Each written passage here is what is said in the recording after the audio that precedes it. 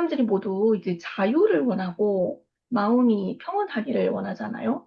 근데 삶은 이제 고난의 연속이고 문제 해결의 연속이고 이 복잡하고 이 파란만장한 이 삶 속에서 마음의 평온을 찾기란 참 힘들잖아요.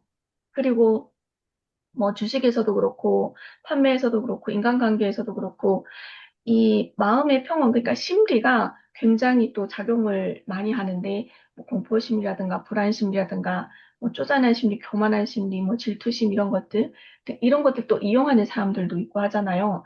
그러면 이런 것들을 내가 조금 이렇게 다룰 수 있으려면 그 마음의 평온이 찾아오면 이런 것들 다양한 이런 심리들을 내가 다룰 수 있지 않을까라는 생각이 좀 들더라고요.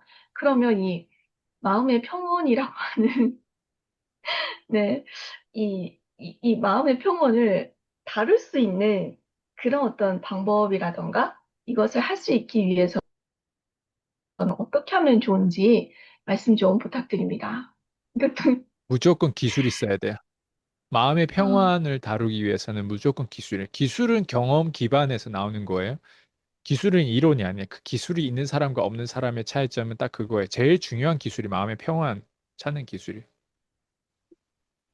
마음의 평안이 그렇게 중요해요. 그래서 우리가 하나님 언약을 붙잡는다고 하는데 그 언약 안에 대부분이 뭘 차지할 것 같아요? 그 언약이 뭔 것 같아요? 마음의 평안이. 네. 내가 마음의 평안을 얻을 수 없는 상태예요. 옆에서 나를 봤을 때는. 소송도 있고, 뭐 싸우고 하고, 뭐, 어쨌든 앞에서 뭐 건강도 그렇고, 뭐, 다양하게 누군가 봤을 때는 어떻게 저렇게 많은 것들 겪으면서 저렇게 살 수가 있지 하는데, 그 사람이 만약 그대로, 현실대로 보면 그 사람은 죽어요. 죽어야 돼요. 근데 그 사람이 만약에 하나님의 자녀라고 하면 마음의 평안이 있어요. 그럼에도 불구하고 하나님께서 이렇게 쓰려고 하는 그 의도가 무엇인지, 예, 왜 나한테 이런 문제를 허락했는지, 거기에 대한 그 출발점이 결국에는 나의 주인이 나한테 주는 그 나를 더 아끼기 때문에 나한테 어때요? 그 안티프레지란 그 변동성과 그 배경을 그 어떤 문제집을 줬단 말이에요. 그 문제집을 보고 불평불만하면 죽어요. 그건 하나님 자녀가 할 짓이 아니에요. 근데 그 문제집을 보고 평안을 얻는다? 왜냐면 문제집을 풀기 위해서는 평안이 있어야 풀 수가 있어요. 1번이 평안이란 말이에요. 문제집이 왔는데 긴장하면 어때요? 우리가 말을 할 수 있어요? 우리가 무대 위에 긴장하면 말을 할 수 있어요? 제가 처음에 호주에서 저보고 뭔가 그 제품에 대한 체험을 해가지고 제가 체험에 대한 그 느낌이 되게 좋아서 그거를 저보고 또 제가 약간 거기에서도 좀 튀었거든요. 원래 댄스 강사고 또 그러다 보니까 이제 그러다 저를 이제 시켰어요. 근데 무대 위에 딱 올라왔는데 사람들이 거기 한 50명이 앉아 있는데 말을 못 하겠더라고요.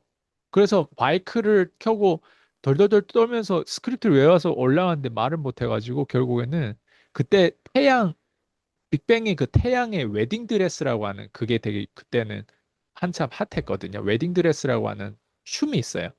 그래서 그 안무를 사실은 아이폰을 크게 틀고 마이크에다가 하고 거기에서 바로 웨딩드레스를 추고, 춤 안무를 추고, 그냥 미안하다고 내려왔는데 엄청난 박수를 얻었어요.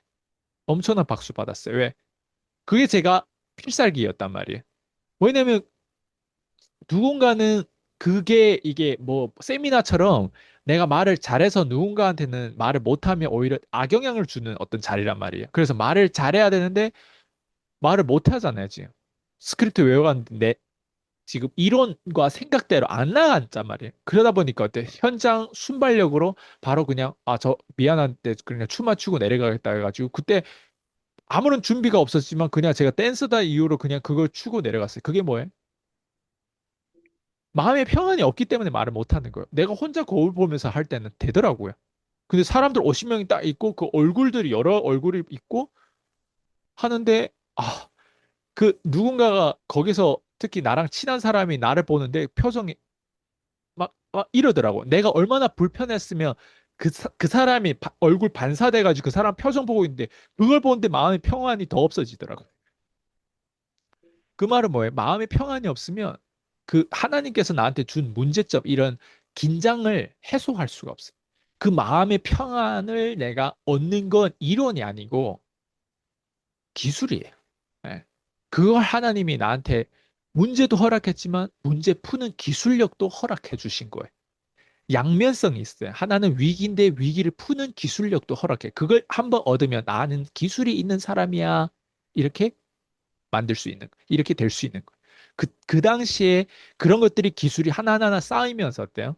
돈 버는 것도 기술이고, 클로징 하는 거 1대1 클로징, 1대 다 클로징, 온라인 클로징, 오프라인 클로징, 전화 클로징, 쌩 모르는 사람을 약속 잡아 클로징, 내 고객을 만들어 클로징, 업셀하는 클로징, 다운셀 클로징, 하이티켓 클로징, 로티켓 클로징, 다 뭐다? 예, 사람들을 이벤트를 초대할 때도 클로징, 예, 다 뭐다? 기술이에요. 왜냐면 그 기술력을 발휘할 때는 사람 대 사람으로 상관관계에서 대화를 할 때, 라이브에서 대화를 할 때, 내가 퍼포먼스를 내가 할 때, 춤출 때도 마찬가지예요.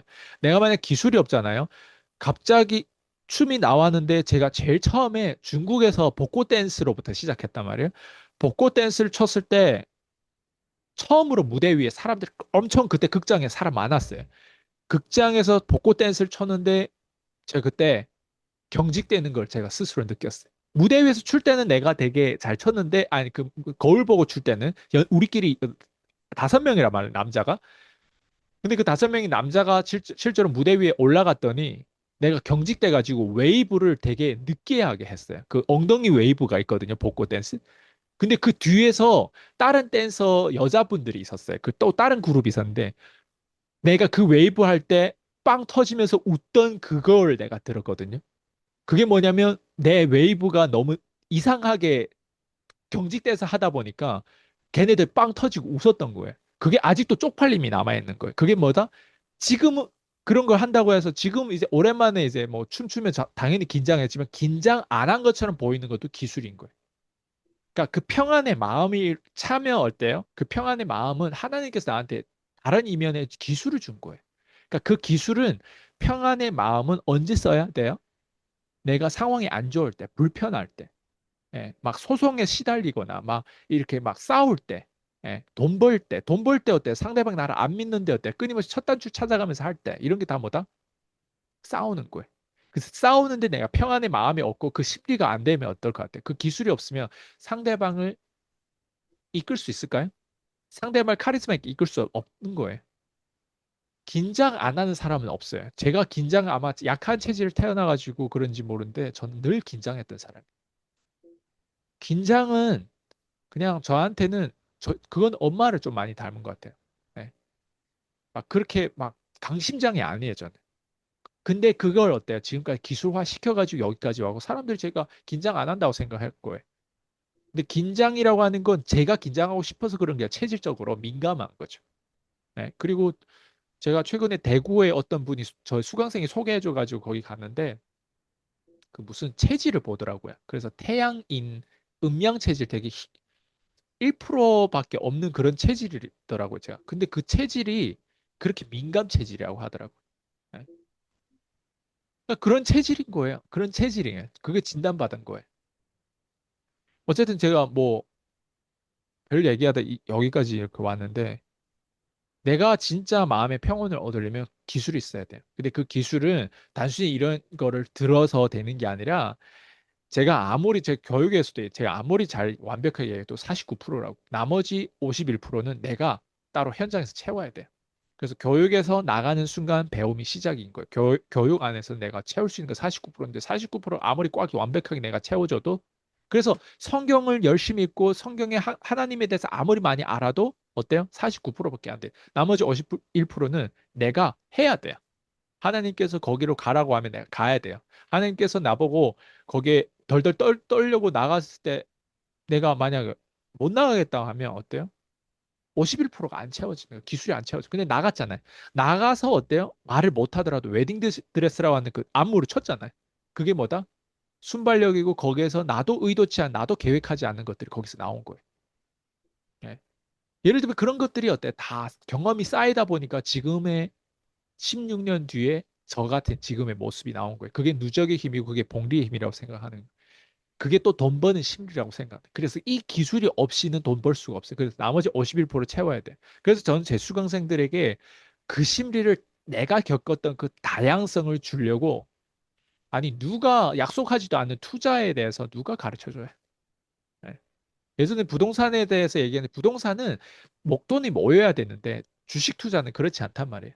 작은 돈 가지고도 할 수 있는 게 주식 투자인데 작은 돈도 우리가 함부로 해요? 아니었어요. 주식 투자보다 수익률 더 좋은 투자가 결국은 영업에서 HTS 높은 티켓을 판매할 수 있는 그 판매 기술, 콜드콜 기술. 그 다음에 뭐예요?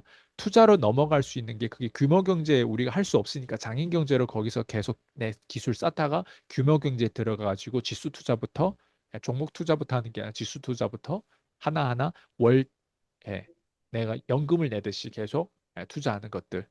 이런 것들이 사실은 되게 심플하고 누구나 다 아는 상식인 것 같지만 제가 그거를 어떻게 쪼개서 어느 만큼 설득을 깊숙이 하냐가 되게 달라요. 그래서 우리 커뮤니티를 제가 365 뭐라고 해요? 노아방주라고 표현하죠. 왜? 평안? 그놈의 평안? 내가 다 부셔주고 있잖아요. 내가 평안한 그 느낌을 줘요? 그 사람들한테 상처받고 왔으니까 평안을 줘요? 내가? 아니에요. 우리 교육에 들어오면 그 사람의 평안을 어디 가가지고 법률 스님이나 이런 내용을 듣고 배워가지고 들어와더라도 그 평안을 내가 다 부시는 거예요. 왜?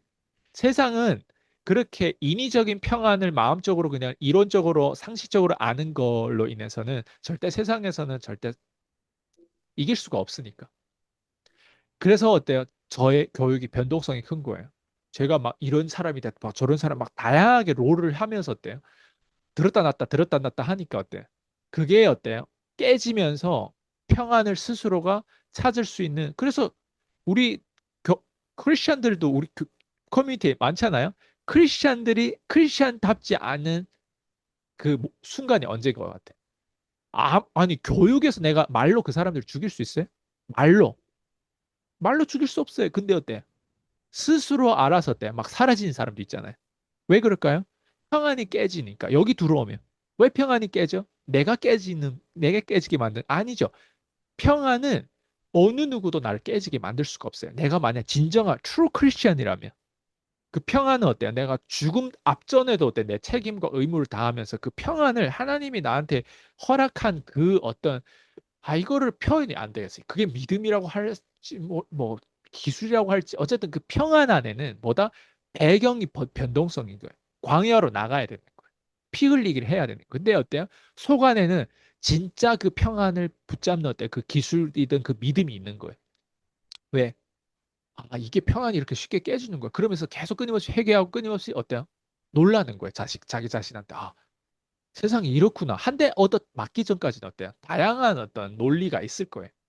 근데 우리가 콜드콜 해보면 알잖아요. 논리가 다 맞던가요? 안 맞죠. 예. 그동안에 스크립트 네가 한번 작성해서 해봐. 예. 제가 그거 스크립트 다 창조하고 스크립트 A, B, C 다 창조하는 거예요. 그게 왜 그럴까요?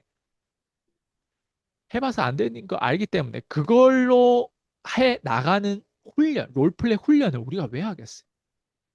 예. 평안을 어때요? 그 변동성 안에서 나오는 평안이 진짜인 거예요. 평소에 그냥 집 밖에 구석에 그냥 있고 그냥 아무것도 안 하는데 평안 법률스님 뭐 이런 어떤 김창호 교수님인가 뭐 강사님 그런 내용을 듣고 힐링되고 김미경 강사님 이런 거 힐링된다고 해서 그러면 끝날까? 어? 끝날까? 유튜브를 100번 본다고 끝날까? 아니에요. 거기 어디 평안이 나처럼 다른 사람한테 비웃음을 당할 수 있는 그런 현장 경험이 필요한 거죠. 그 현장 경험 다른 거 아니에요. 그냥 시기마다 우리한테 위기가 와요. 근데 위기를 대하는 태도가 뭐지? 나는 그동안 위기를 어떻게 대했지? 그걸 보면 딱 답이 나올 거예요. 위기를 맨날 핑계, 회피, 도망가고 안 하고, 그렇게 했구나. 아, 그러면 안 되는 거예요. 내가 길은 어때? 미리 가본 사람 분명히 있을 거예요. 그 미리 가본 사람들의 그런 인사이트를 어때? 끊임없이 영향 받아가지고, 그리고 이런 상황인데, 어떻게 결정해야 되나? 피디님도 저한테 왜 1대1 코치 문의해요? 이런 상황인데 어떻게 해야 되는지 때로는 정말 안 풀리잖아요. 근데 제가 한마디 딱딱 하는데 그게 내가 막 신이라서 그런 얘기할 수 아니에요. PD님은 아직 그 기술이 없으니까 내가 기술이 있는 사람이 그걸 봤을 때 와, 저렇게 작은 변동성의 저 정도에 대한 레벨에서 어때? 나는 발로도 할 수 있는 거예요. 그러니까 어때? 그런 답변이 금방금방 나오고 그런 인사이트를 넓게 숲을 보는 그게 있다 보니까 PD님한테 그렇게 코칭을 할 수 있고 컨설팅 할 수 있었던 거예요. 돈 버는 건 다른 거 아니에요. 이게 기술이고 그래서 다시 돌아오면 평안을 찾고 싶죠. 평안을 가지는 마음이 중요하죠. 지금 이런 불확실한 어떤 세상에서 관계, 뭐 행복, 건강, 뭐 돈, 경제, 에? 평안을 어떻게 찾을까? 불확실할수록 내가 평안한 사람인가? 거기에는 기술이 반드시 따라와요. 그 기술도 하나님 허락했기 때문에 반드시 이거를 알아야 돼요.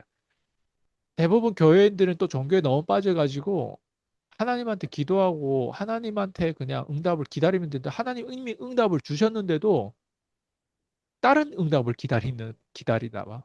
다른 응답이 뭔 것 같아요? 아무것도 안 하고 기도만 하고 어때요? 그게 풀릴 줄. 그냥 알아서 세상이 돌아가는데 뭐 예를 들면 내가 저 새끼가 싫다고 하면 세상이 돌아가는데 저 싫은 새끼가 사라져 준다거나 뭐 아니란 말이에요. 그런 게 아니에요. 내가 직접 어때요?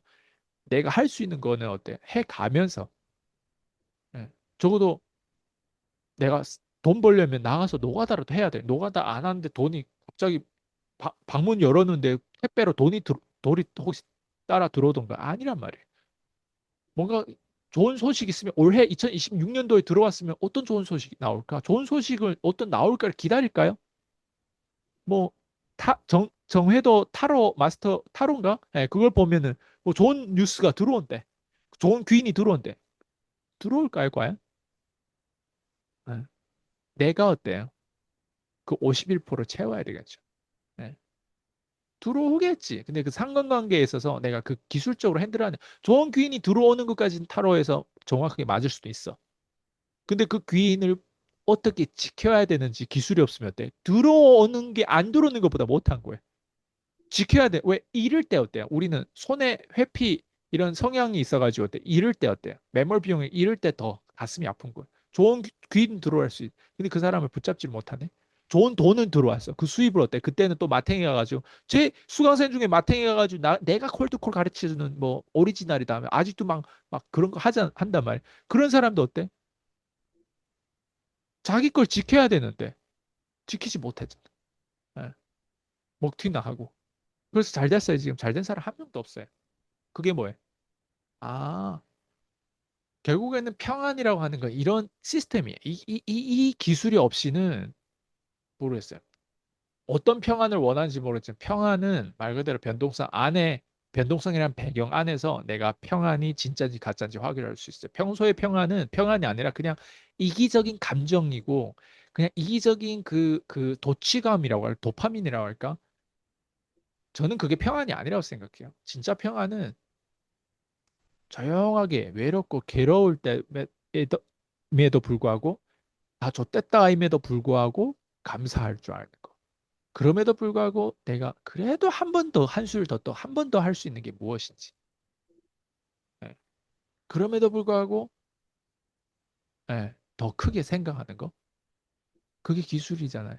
그게 박스 밖에 나오는 거잖아요. 그게 하나님 우리한테 그 창의력과 우리 그 형상대로 만드는데 그걸 허락했잖아요. 얼마나 감사해요. 진짜 감사해야 돼. 하나님 우리한테 다 주셨잖아요.